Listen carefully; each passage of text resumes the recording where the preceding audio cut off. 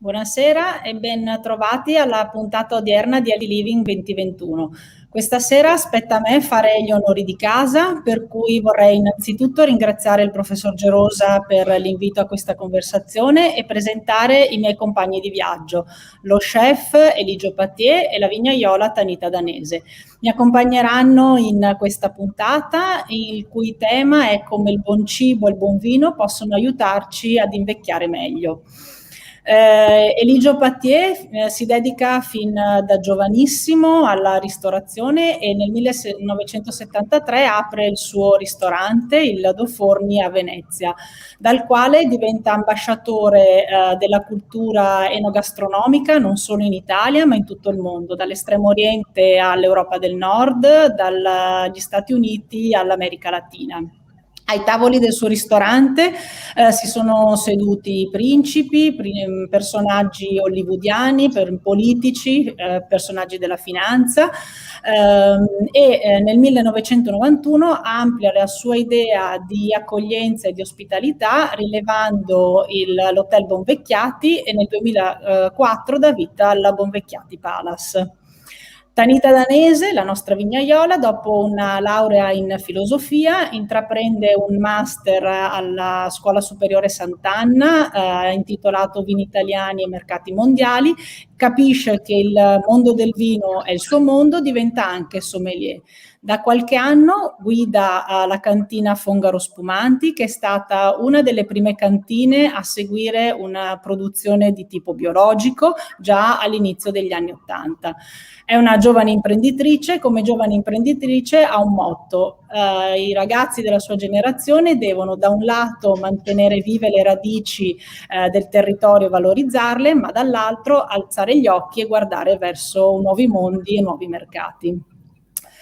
Introduciamo quindi il tema della serata, dicevamo cibo, vino e invecchiamento. Ma perché parlare di cibo, vino e invecchiamento? Beh, innanzitutto perché, come tutti sappiamo, la popolazione sta invecchiando, non solo in Italia, ma anche in tutto il mondo, ed è stato calcolato che nel 2030-2050 circa il 30% della popolazione sarà anziana.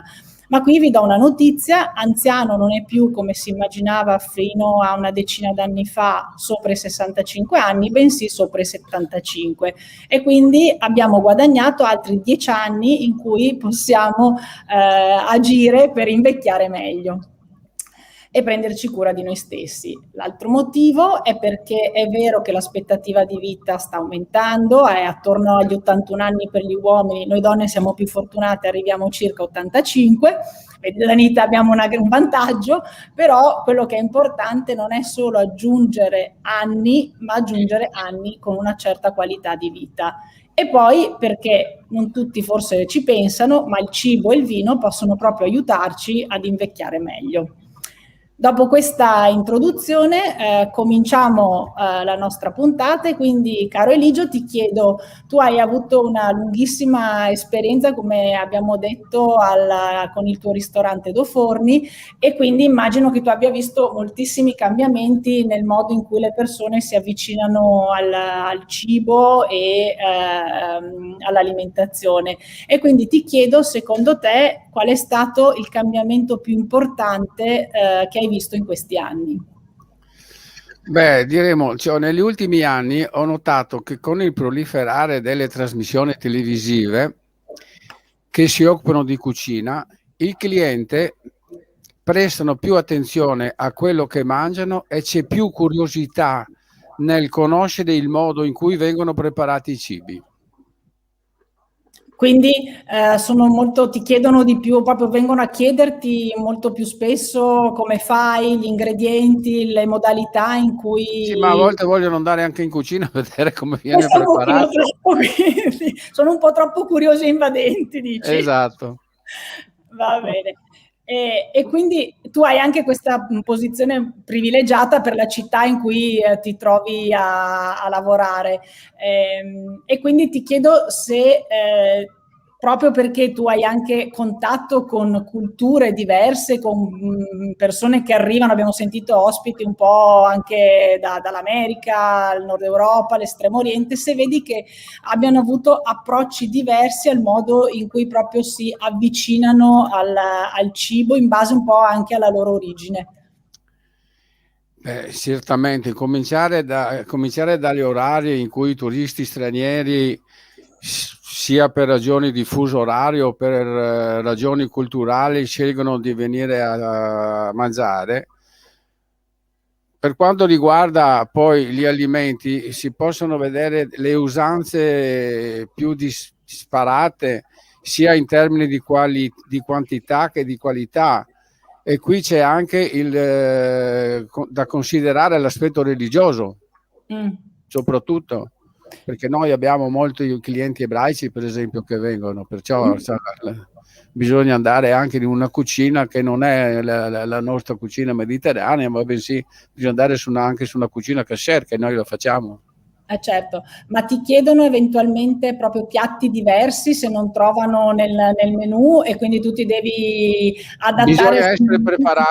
Bisogna essere preparati a questo, perché loro, per esempio, parliamo della cucina kasher. La cucina kasher non è che abbia un'infinità di piatti, ma quello che loro privilegiano, per esempio, mangiano il baccalà, mangiano le sarde, però non mangiano il branzino, cioè pesce con squame non lo mangiano soltanto il rombo chiodato o il salmone. Quindi oltre a conoscere la cucina devi anche conoscere i gusti delle persone che vengono a cenare da te. Beh, Tanita, quando noi parliamo di invecchiamento, a volte associamo invecchiamento nelle persone il concetto della maturità, e allora mi è sorta la curiosità di sapere se questa è un'associazione che possiamo fare anche per quanto riguarda il vino, cioè nel vino l'invecchiamento e la maturazione sono dei sinonimi o sono momenti diversi del processo della vinificazione? Allora Fabiana, grazie mille davvero per l'invito e sono davvero onorata di essere qui. E, per quanto riguarda il vino, diciamo così che maturazione e invecchiamento sono dei sinonimi. Tendiamo a prendere più che altro come termine più tecnico la maturazione, in quanto diciamo così momento necessario per il vino per far armonizzare tutte le sue componenti e farle coesistere in un insieme armonico. Di conseguenza questo tempo di maturazione o invecchiamento, qual si voglia definirlo, cambia sulla base del vino che si vuole produrre, per cui chiaramente un vino più giovane, un vino volutamente più giovane avrà un affinamento meno importante, un vino volutamente più complesso avrà una maturazione, un invecchiamento molto importante. Chiaro, il contenitore cambia molto il modo in cui si vuole far maturare il vino.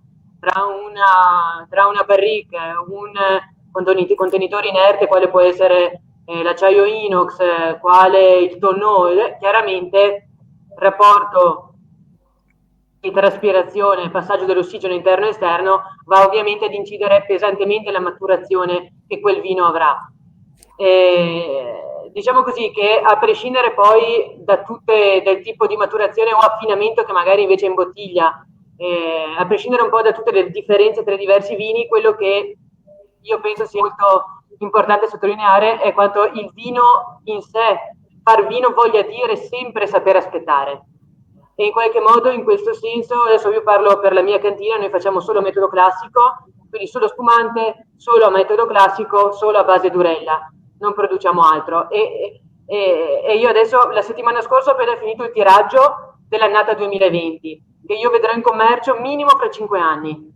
E quindi parliamo sempre di tempi che molto lunghi. Diciamo che a me piace dire tante volte che chi fa metodo classico in qualche modo fa esperienza dell'eternità, detta un po' filosoficamente parlando.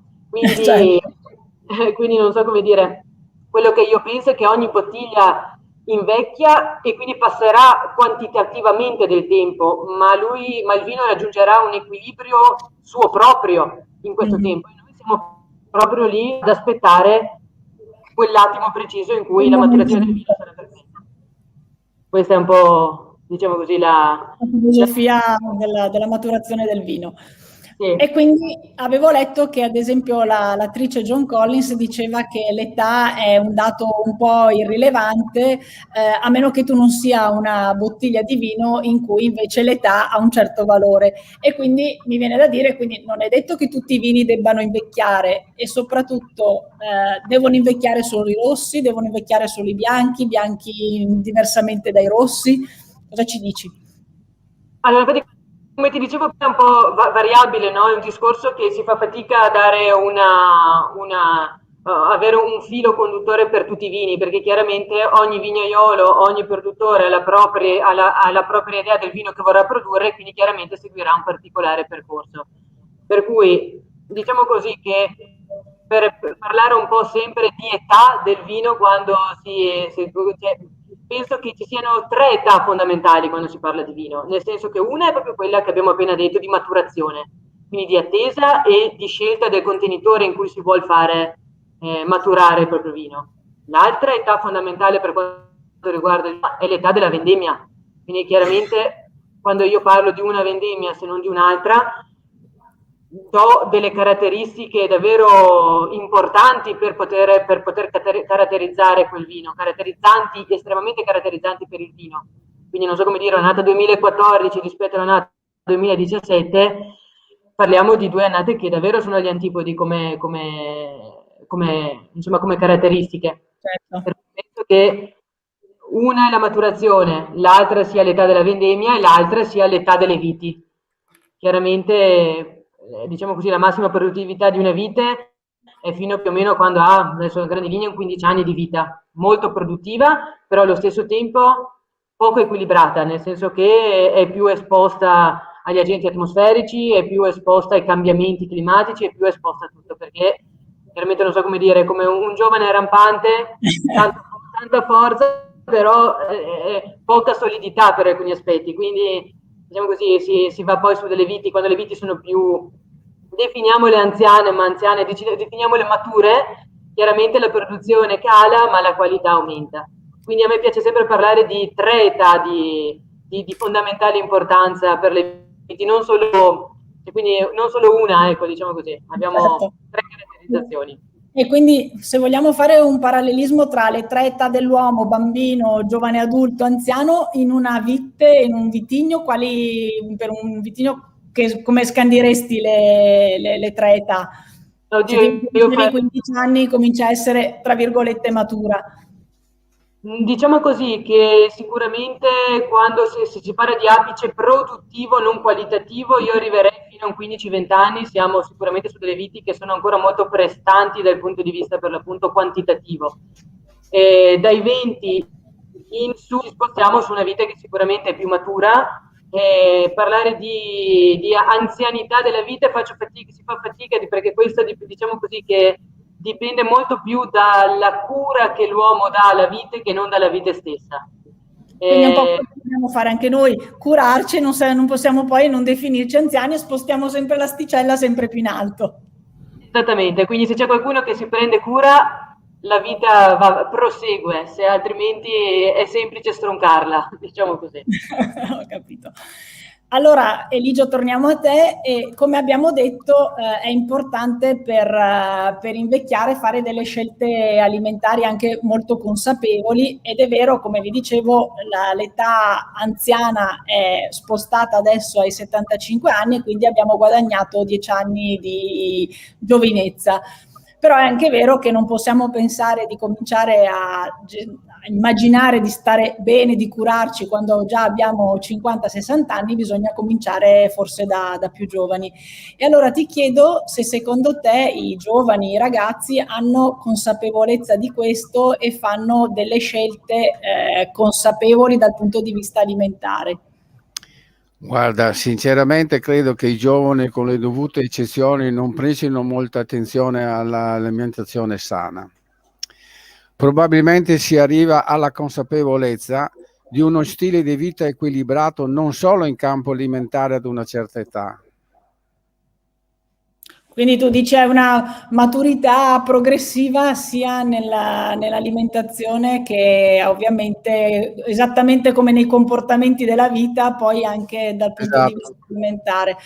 Ma tu vedi, è vero che magari al tuo ristorante tanti giovanissimi non arrivano, ma quando arrivano hanno un approccio curioso o si affidano un po' anche a te, alla tua esperienza nel consiglio? Oddio, ma si lasciano consigliare ultimamente. Quindi hanno questa voglia di farsi guidare in un mondo che magari non conoscono molto bene. Poi sono le ragazze che vogliono sapere come viene fatto, Ovviamente. perché. E quindi la curiosità. E invece Tanita nel mondo del vino, ovviamente ma anche lì c'è necessaria consapevolezza, attenzione nella scelta e anche ovviamente non solo per la quantità. Tu hai impressione che i ragazzi abbiano questa sensazione? Perché molto spesso si sente dire che no, non sono così attenti. Oddio, anche qua, quello che vedo un po' dalla mia esperienza, beh, chiaramente non so come dire, una persona più matura, Tu sei chiaramente. giovanissima, quindi hai veramente un punto di vista Sì. perfetto. Beh, ma è giusto così che così almeno abbiamo i due antipodi, no? Per cui diciamo così che la cosa che noto, vabbè, chiaramente chi è più maturo, non so, ha palesemente vissuto più vita, quindi ha palesemente, tendenzialmente più consapevolezza, per cui insomma diciamo così che volente o nolente l'esperienza se l'è fatta, Già. Per cui sicuramente ha più carte da giocare anche nella scelta del vino, perché insomma, non so, si tratta quindi quando deve scegliere un vino, chiaramente ne ha bevuti potenzialmente di più ed è anche più semplice magari poter fare una scelta un po' più consapevole. Per quanto riguarda i giovani, invece, io la cosa che mi rendo conto è che se da una parte gli anziani hanno consapevolezza perché hanno vissuto, c'è un grande movimento, secondo me, di giovani che hanno consapevolezza, ma proprio perché è dettata invece da un movimento generale che che sta proprio nascendo di tutela dell'ambiente, di dove si vive, di ciò che si mangia, di un concetto un po' più forse di salvaguardia, un po' più ampio di salvaguardia del mondo e di conseguenza anche di salvaguardia di se stessi, di preservazione di se stessi.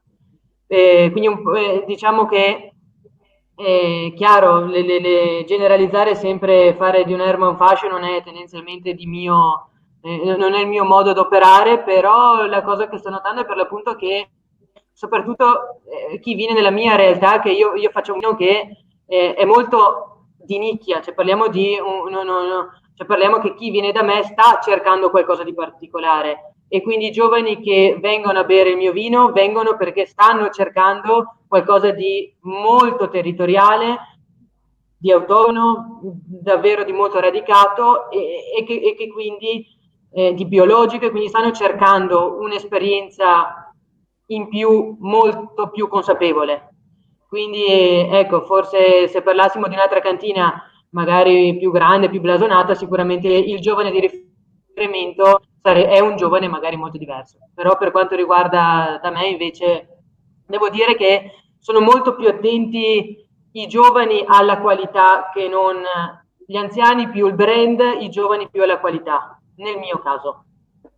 Eligio, vedo che acconsenti anche tu, ritieni che sia così il giovane molto attento al territorio, al biologico, magari all'anziano piace anche il brand e quindi tralascia un pochino quello che è più attento all'impacchettamento piuttosto che a quello che poi è il contenuto.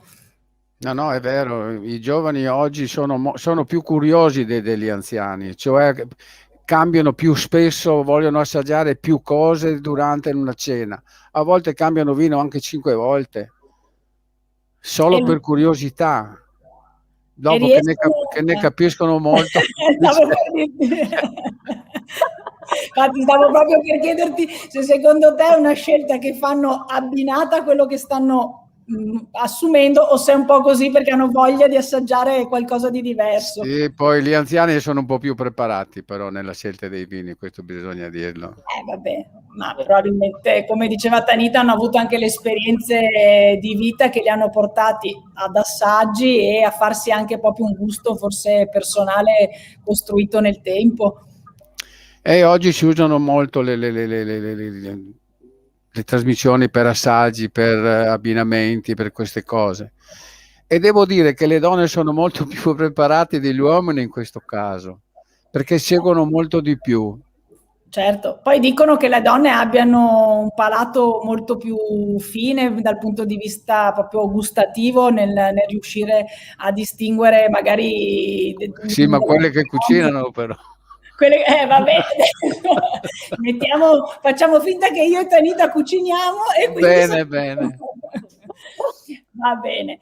Rimanendo sempre nel tuo campo, avevo letto che Goldoni in una sua commedia parlava di un piatto particolare, il 100 risi con l'acquaggetta, cioè 100 risi con la quaglia. Allora già c'era l'idea della misura del riso e poi di uno sposalizio, diciamo, tra culture diverse. Da un lato la cultura orientale, dall'altro la cultura occidentale, di cui Venezia è ovviamente ampiamente intrisa.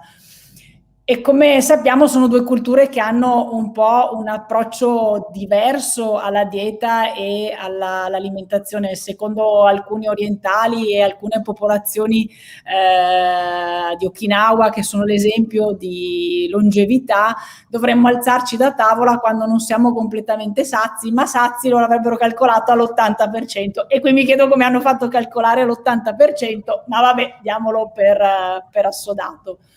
E allora ti chiedo se in ambito ristorativo questo tipo di concetto è passato e se avete dovuto modificare anche voi la costruzione del piatto.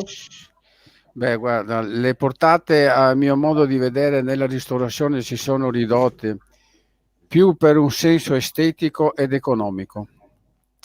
Estetico perché nella quantità fine a se stessa si sono sostituito i metodi di impiattamento delle portate che portano più all'occhio. Economico perché si tende quantomeno in certe ristorazioni a risparmiare qualcosa in termini di food cost, che questo non è il caso mio. Ah, su questo posso scriverlo, lo sottoscrivo di sicuro. Però forse anche in questo è un po' quello che dici tu, la televisione, i grandi chef, i programmi televisivi creano molto l'idea che il piatto deve essere decorato, colorato, costruito, ma magari poi il contenuto non è tantissimo, cioè c'è molto decoro, ma poi la quantità è poca in proporzione. Cioè, dipende dal ristorante. Noi per esempio abbiamo un po' le portate abbondanti e che questo a volte non va bene. È un metodo classico come lo spumante di Tanita. È vero. Vero. Ascolta Tanita, proprio ritornando al concetto dei giovani,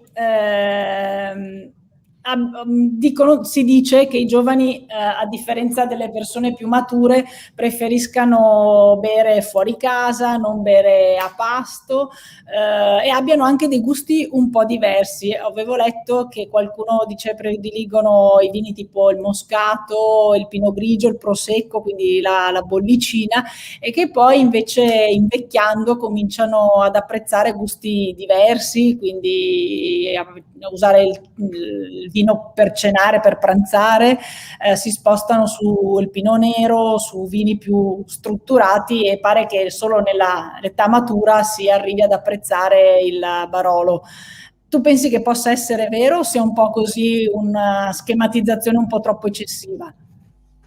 Io penso che effettivamente diciamo che un po' il percorso di degustazione e il percorso che ogni persona compie quando comincia a entrare nel mondo del vino, ovviamente tu mi hai citato dei vini che sono un po' più semplici, con delle volte dei residui zuccherini un po' più importanti, dei vini che magari all'inizio sono un po' più di semplice accesso, no? Sono un po' più accessibili, quindi in qualche modo è come se fosse anche qua, come definivi tu prima, la vita, come scandivi la vita di una persona o io quella della vite, anche qua è proprio anche un po' è come si cerca di scandire la vita del proprio gusto, in qualche modo, per cui si passa da cose all'inizio un po' più dolcine per poi andare a finire su cose un po' più semplici dal punto di vista di struttura per poi approdare sempre di più a cose più importanti.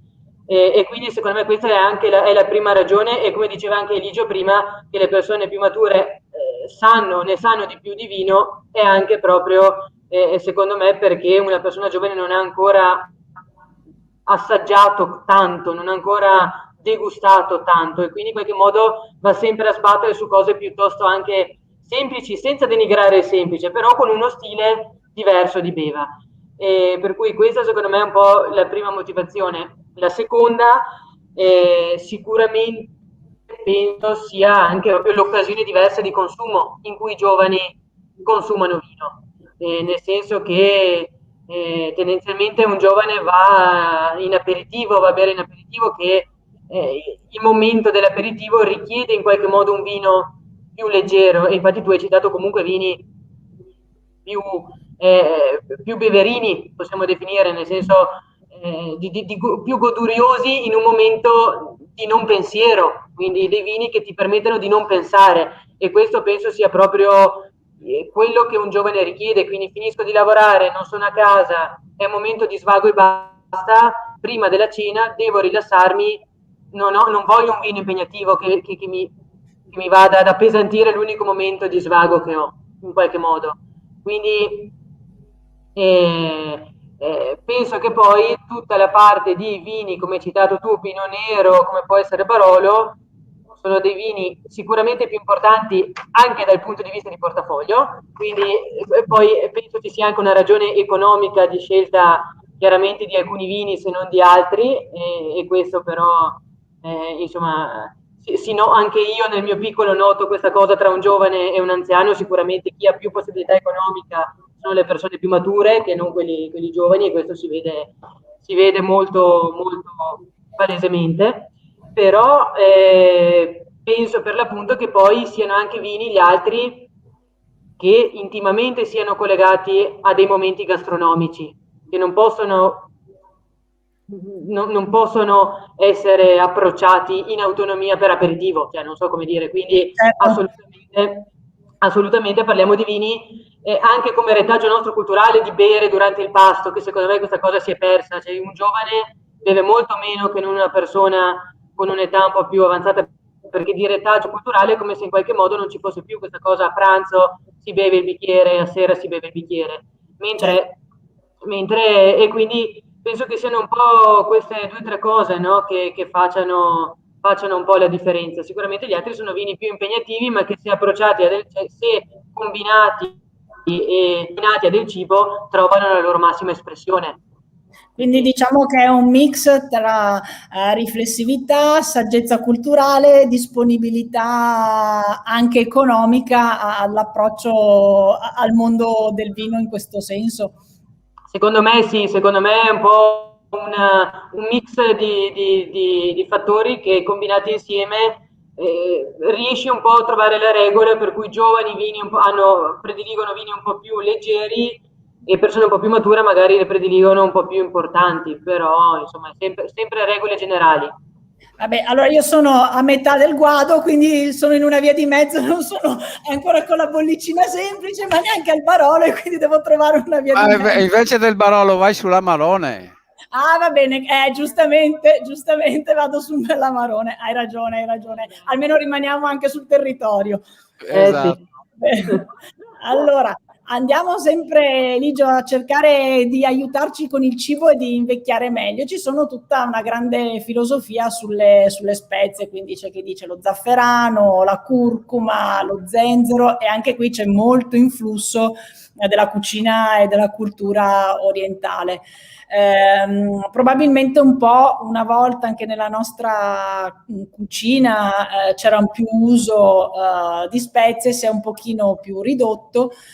Però ti chiedo se dal punto di vista di uno chef è semplice inserire le spezie negli alimenti e se c'è ancora molta utilizzo, se tu le utilizzi molto.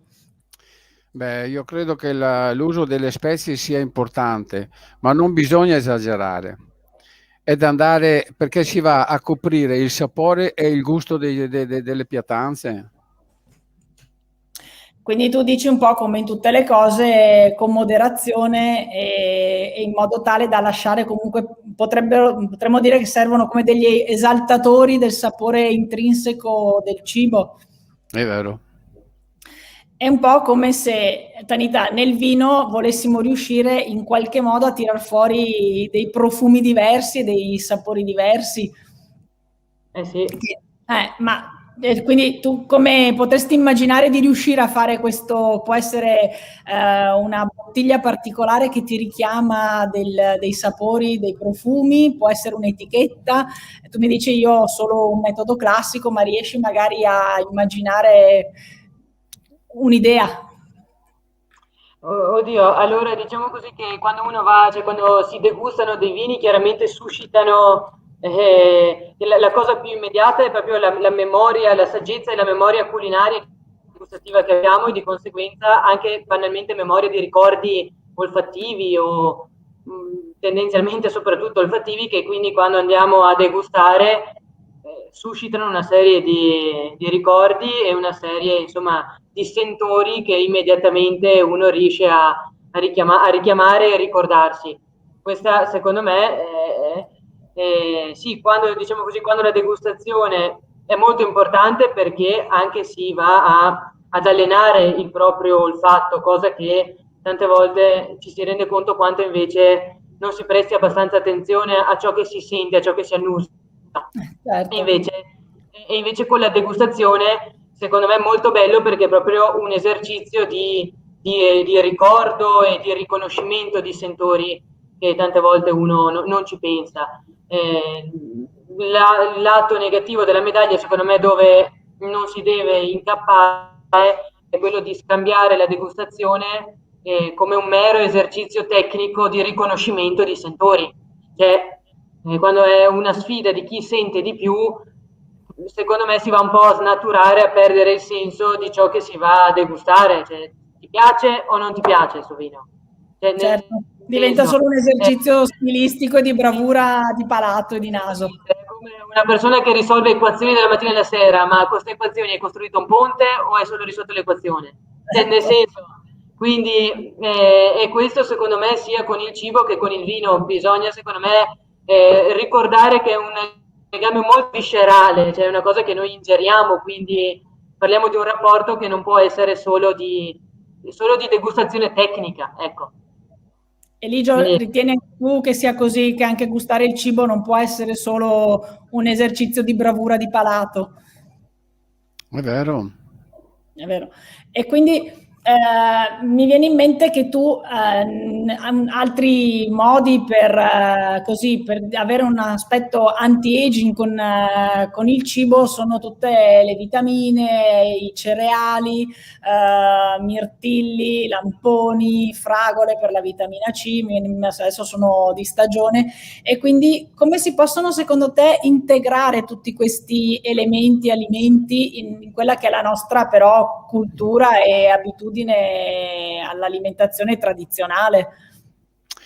Beh, vedi, da tradizionalista convinto, credo che in questi ingredienti abbia il ruolo marginale in quello che può essere considerata la cucina tradizionale. E quindi tu riesci a immaginare di avvicinare sapori anche diversi in quella che è la nostra tradizione, diciamo, proprio veneta nostra, dove tu puoi inserire l'alimento diverso, che magari noi non siamo abituatissimi ai cereali, intesi come, non so, all'uso dei mirtilli, dei lamponi, e tu dici si possono in realtà inserire bene e sposare con i nostri cibi. No, noi siamo tradizionalisti, noi siamo più, cioè io parlo a livello personale, ma siamo più per la cucina mediterranea che per altre cose. È vero, effettivamente cerchiamo più, anche nei colori sono molto lontani i nostri colori mediterranei, abbiamo in mente il verde, il rosso, il giallo, i colori così. Ed è anche più facile fare gli abbinamenti dei vini. Concordi, Tanita? Sì, quando hai cioè, sicuramente la territorialità aiuta tanto, perché se si bevono cioè, nel senso, i vini nascono in un determinato posto perché erano abbinati in un determinato cibo, per cui è chiaro che risulta più semplice. Assolutamente. Oggi, ad esempio, c'è un periodo di tempo che vanno molto i vini veneti. Sì, è vero, c'è una bella riscoperta. Immagino che anche per te, Tanita, ci sia questa idea, no? Diciamo così, per quanto riguarda me, io percepisco proprio questa riscoperta di questi vitigni autoctoni, proprio, no, del territorio, molto legati ad una produzione locale, per cui io produco Durella, chiaramente sono in Val d'Alpone, la regina della Val d'Alpone è la Garganega, noi siamo una piccola ancella con cui la Garganega deve convivere, e si è capito quanto la Durella sia, la sua massima espressione, sia proprio vinificata, spumatizzata in metodo classico. Per cui anche questo, penso che quando una persona voglia approcciarsi al mondo del vino, mi venga da dire subito di andare a conoscere subito i vini del proprio territorio, perché con quelli si hanno già le chiavi di conoscenza e delle chiavi di lettura per poi andare a leggere tutto il mondo, e in qualche modo, non so, io parlo per Verona, noi siamo non fortunati di più, la nostra è davvero un'isola felice, cioè qua abbiamo vino rosso tra i più importanti al mondo, vino bianco anche, la bollicina siamo noi, e Passito, ci sono i due Reciotti, per cui parliamo davvero di un unicum, secondo me, a livello italiano, se non mondiale, in così pochi chilometri abbiamo tutto, cioè, abbiamo davvero tutto. Però la cosa che a me viene da consigliare sempre è dire: bene, sei nato a Tortona, che ne so, bevi Timorasso, vai a assaggiarti Timorasso. Ad ogni posto il proprio vino e ad ogni posto il proprio cibo, come dice Eligio. E quindi scusami, ma diciamo che di bollicine sì, sono stati esportati in Italia, cioè parliamo del Veneto, tutto 400 milioni di bottiglie. Sì, la Serenissima ne ha fatti di giri col vino. Si è fatta conoscere. E quindi, vista allora tutta questa grande, chiamiamola, disponibilità, tu a un giovane che vuole iniziare a conoscere il vino, Tanita, cosa consiglieresti come primo vino, il vino del primo assaggio? Infatti, come ti dicevo, è una domanda che io mi sono fatta spesso anche su me stessa, nel senso di dire io cosa bevo, e alla fine proprio quello che mi viene a dire è: bevi ciò che si produce a casa tua, cioè dove vivi bevi ciò che è prodotto lì, perché così riesci subito ad entrare, secondo me, in empatia, e subito riesci, come ti dicevo prima, a trovare il metodo per poi riuscire ad assaggiare altro, cioè quando assaggi qualcosa che ti è molto vicino poi ti risulta più semplice andare a degustare qualcosa che è prodotto altrove, perché riesci a capire quanto sia complessa la produzione di vino in ogni diverso luogo, però devi partire, secondo me, da vicino per poter aprirti distante. Fai più fatica a cominciare, vado ad assaggiare per l'appunto io un Timorasso senza mai aver neanche bevuto un Soave, o senza mai aver bevuto un Durello, vado ad assaggiare un Timorasso, cioè vado ad assaggiare, nel senso. Quindi partendo e analizzando bene ciò che si beve tutti i giorni e che magari non si nota, perché questo è un po' il nostro problema, secondo me, dei italiani, che abbiamo tantissimo e non ci rendiamo conto di quanto abbiamo, per cui assaggio quello che è di casa mia per poi andare in avanscoperta. Certo. Il più bel aperitivo è prima del pranzo è sempre un bel bicchiere di vino, così non altera niente. Adesso invece tutti i giovani purtroppo sono amanti degli spritz. La miscellanea è un po' un altro mondo e sfondi una porta aperta, Eligio, io sono della tua stessa, sono della tua stessa idea, però Un Però bel così. bicchiere di vino prima di pranzo, quello non sbagli mai. Eligio, ma che vino ci consigli allora? Ce n'è uno? Ce ne sono tanti. Noi abbiamo dei vini, nel Veneto abbiamo dei vini buonissimi, abbiamo dei metodi classici che sono buoni, abbiamo dei soavi buonissimi, abbiamo dei vini buoni, abbiamo un Lugana che è buono, cioè ne abbiamo tanti vini buoni. E devo dire la sincera verità, oggi c'è una tendenza del cliente a chiedere i vini locali. Non vanno più, ad esempio noi vini francesi, io ho la mia cantina è la terza cantina d'Italia, io ho tutti i tipi di vino in immaginario, però devo dire la sincera verità, oggi la tendenza è per i vini nostri locali. Oh, meno male. Torniamo, vedi, come dicevamo prima, torniamo al territorio, alle tradizioni, ma guardiamo comunque al mondo. Non lo so, mangia una costata, una cosa del genere, va su un Amarone, non c'è niente da fare. Bene. Non va più, neanche i vini piemontesi, ad esempio, sono un po' stati dimenticati ultimamente.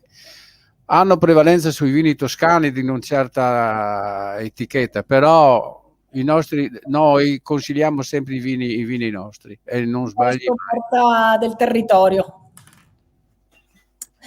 Allora Ligio, continuiamo e in questi giorni chiacchierando con un amico, Andrea Caso, che è un amico chef ma non professionista, si discuteva appunto del tema un po' della puntata e mi diceva sì, è vero, continuate a parlare di cibo, di buon cibo, attenzione a questo, attenzione a quello, però ci sono anche delle ricette cosiddette poco healthy. Mi viene in mente la nostra potrebbe essere pasta e fagioli con le cotiche, lo zelt del Trentino, la pastiera, questi piuttosto chiamiamoli cibi impegnativi. Però ti chiedo, secondo te esistono veramente cibi poco healthy oppure è un problema di quantità, modalità con cui sono fatti, conservati? Dimmi tu. Ma niente, vedi, anche in questo caso ci vuole sempre l'equilibrio e non esagerare con il cibo. Sicuramente eviterei i cibi che hanno più probabilità di avere conservanti o altri prodotti della chimica. Mi rifarei alla tradizione della cucina mediterranea, sicuro di non sbagliare. Torniamo sempre lì, quindi molto semplicemente torniamo a casa. Purtroppo sì. Ma forse per fortuna, in realtà. Forse per fortuna. Tanita, allora noi sappiamo insomma che il vino è da sempre considerato anche, chiamiamolo, un alimento e un medicamento. Secondo i latini il vino lettificava, gratificava il cuore degli uomini, gli dava allegria. E già nelle puntate precedenti abbiamo imparato a sentire, abbiamo sentito quanto faccia bene perché ha i polifenoli, il resveratrolo, però ci sono anche altre sostanze, abbiamo tutti gli acidi organici e tutto questo si pensa che abbia non solo un effetto benefico dal punto di vista della prevenzione cardiovascolare e quant'altro, ma c'è tutto il filone della cosiddetta vinoterapia anche sull'aspetto cutaneo, quindi il vino come antirughe, come aiuto per essere ancora più belli. E quindi ti dico, tu pensi che possa essere utilizzato a questo scopo ed eventualmente se immagini che ci siano dei vini che possono adattarsi un po' più o un po' meno bene a questo tipo di, chiamiamola, terapia? Allora, diciamo così. Chiedo scusa, guarda che il vino ringiovanisce, attenzione. È vero? Fa sorridere, sorridendo si è sempre più belli, hai ragione, hai ragione. Insomma, diciamo che, non so, cioè, fin dall'antichità, insomma, si è pensato che il vino, l'uva e anche le foglie potessero avere delle proprietà terapeutiche e quindi si usavano gli acini, le bucce, le foglie per l'appunto come trattamenti di bellezza. Quindi in realtà, come dicevi tu, infatti si contengono polifenoli, tannini anti-aging, le antocianine, insomma, i flavonoidi, ci sono una serie di antiossidanti naturali e di caratteristiche insomma importanti per questa cosa di anti-aging. Sicuramente, secondo me, i vini rossi, data la loro vinificazione, sono più concentrati, hanno più concentrazione di resveratrolo, perché proprio nel vino rosso il tempo è più prolungato di contatto tra bucce e mosto, per cui il principio attivo magari è più presente, non che lo sia all'origine, ma proprio il metodo di vinificazione consente una conservazione migliore postuma. Poi anche qua, non lo so, c'è come il paradosso francese, per cui hanno fatto lo studio, cos'era un campione di popolazione di Lille, Strasburgo, Toulouse, non mi ricordo bene adesso quali fossero le città, che sostanzialmente avevano un consumo di grassi elevatissimo, di grassi animali elevatissimo, eppure avevano una delle più basse mortalità per malattie coronariche rispetto ad altri paesi. E non si capiva, sta di fatto che loro bevevano, insomma. Dovevano bere tanto però, perché le quantità devono essere... E ancora non si è capito, insomma, non si è capito quale sia, cioè sì, fra i vari componenti c'era anche il resveratrolo, però insomma questa cosa del paradosso francese per cui il vino effettivamente ha un effetto molto protettivo. Hanno provato a dare altre bevande alcoliche e non faceva lo stesso effetto. Quindi forse il fatto di bere vini buoni, come dice Eligio, ringiovanisce oltre che non far invecchiare, cioè non è che non fa invecchiare, non fa proprio, fa ringiovanire, quindi... E quindi quale vino prendiamo come anti-aging? Dai, daccene uno, perché a questo punto già devo cominciare, hai capito? Devi cominciare cioè, devi cominciare a ringiovanire, devi tornare indietro. Cioè, prendo un amarone come consigliato Eligio e vado sul sicuro. Però bisogna dire questo, i vini, c'era una tendenza in passato a fare i vini con molto grado, ma molto a grado alcolico abbastanza elevato.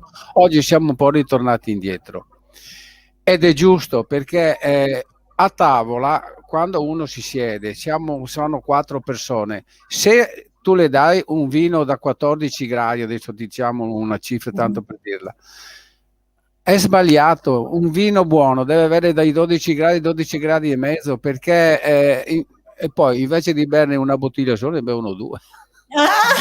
Vedi? Questo Ma la verità è questo, il vino deve essere beverino, non c'è niente da fare, questo dicevano i vecchi, ma va bene anche per i giovani. Vabbè, allora prendiamo nota. Senti Eligio, abbiamo sentito che nel tuo ristorante sono passati vari personaggi. Tu hai cucinato per Carlo e Diana, da te sono passati i presidenti della Repubblica, hai cucinato per un papa, sappiamo tutti che hai cucinato per Benedetto XVI, ma pochi forse sanno che sei anche console onorario per la Federazione Russa in Italia. E quindi ti chiedo se nelle varie occasioni tu, come penso, hai presentato cibi e piatti della nostra tradizione, o sei più shiftato su piatti salutari, oppure se hai presentato il piatto, quello che è descritto nel sito del tuo ristorante, del Doge Manin, cioè gli scampi con le capesante, il letto di rucola, la salsa all'olio, limone, sale e pepe.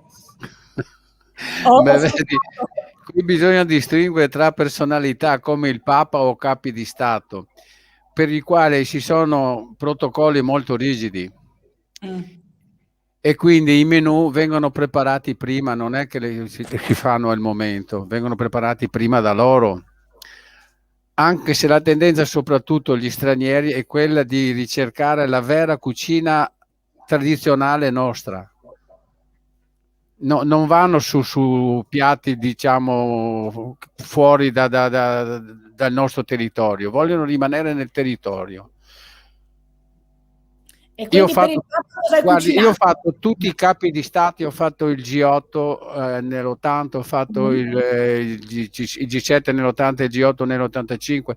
Devo dire la sincera verità, siamo andati tutti quanti su antipasti del nostro territorio, su risotti fatti a base, cioè naturalmente Venezia è una città di mare, una città si fa il pesce più che l'80%.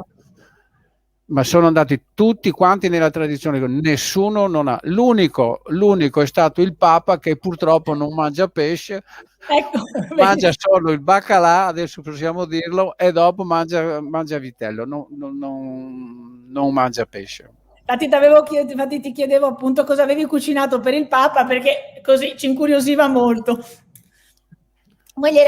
Quindi baccalà e vitello. Baccarà e vitello. Beh, vabbè, almeno l'hai saputo prima, hai aggiustato bene la tradizione col baccalà e vitello. No, ma avevano solo detto guarda che non mangia pesce, mangia solo baccalà. Vabbè, allora dico, le facciamo il baccalà. Poi le ho portato il vitello e ha mangiato un dessert, cose del genere. Poi siamo andati in una stanzetta, abbiamo parlato per un quarto d'ora di alcune cose, è stata una cosa molto molto interessante. Oh, che bello, vedi, una bella esperienza. Vedi, Tanita, dovevi adattare un vino a questo menù molto semplice. Ha bevuto un soave. Ecco, vedi? Ma l'hai proposto tu o l'ha voluto lui? No, ha chiesto un vino, ha chiesto un vino del posto. Ah, vedi. Quindi vedi proprio l'idea della, come dicevi, di apprezzare la tradizione e quello che offre il luogo. Ma soprattutto anche quando noi facciamo diversi catering e cose del genere, vanno tutti sulla cucina tradizionale e vanno tutti sui vini nostri. Ma a questo punto sai cosa ti tocca? Abbiamo parlato di ricette per il Papa, ricette per principi, dai una ricetta anche per noi, magari un po' semplice, che riusciamo a farla. Tanita so che è una bravissima cuoca, però insomma dacci cose semplici che così riusciamo a farlo. Se volete fare un risotto di seppie. Beh dai, facciamo un risotto di seppie. Allora, un risotto di seppie per 4 persone bisogna mettere 300 grammi di riso. Io uso il violone nano, però ci può essere anche un altro tipo di riso. Ci usa 1 chilogrammo di seppie, 1 litro di brodo di pesce, sale, pepe quanto basta. La preparazione viene fatta così: bisogna pulire le seppie, recuperare il sacco del nero. E già qui andiamo sul difficile. No, è facile. Tagliare a striscioline e lavarle bene sotto l'acqua corrente.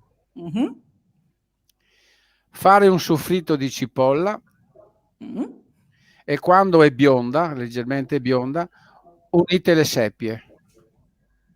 Ok. Aggiungere un bicchiere di vino bianco e lasciarlo evaporare. Aggiungere poi un cucchiaio di pomodoro e i sacchetti di nero spezzati a metà. Cucinare per 40 minuti a fuoco moderato. Mettere in piatto. Poi prendere una pentola, tostare i 300 grammi di riso, bisogna tostarli, sfumate con un bicchiere di vino bianco, aggiungere le seppie e piano piano il brodo. A cottura ultimata regolate voi col sale e il pepe.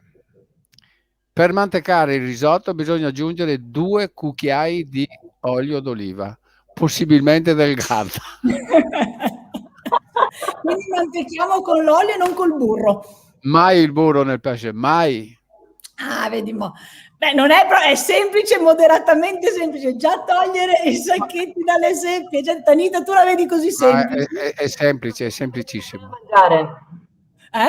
Vengo da te a mangiarlo. Ed è uno dei piatti più venduti oggi in un ristorante locale. Immagino, però abbiamo deciso, Eligio, veniamo da te, ce lo fai trovare pronto e quindi andiamo molto bene. Sarete i benvenuti. Poi vorrei che la signora Tatiana la signora danese venisse un giorno a Venezia. Certo, Assolutamente sì, Eligio, assolutamente. Allora io ti aspetto, va bene? E Tanita, e che vino mettiamo un po' di vino, ti faccio vedere la mia cantina e poi aggiungerò anche i tuoi vini nella carta, va bene? È una carta importante la mia, So, Eligio, so bene che sarebbe più che un onore.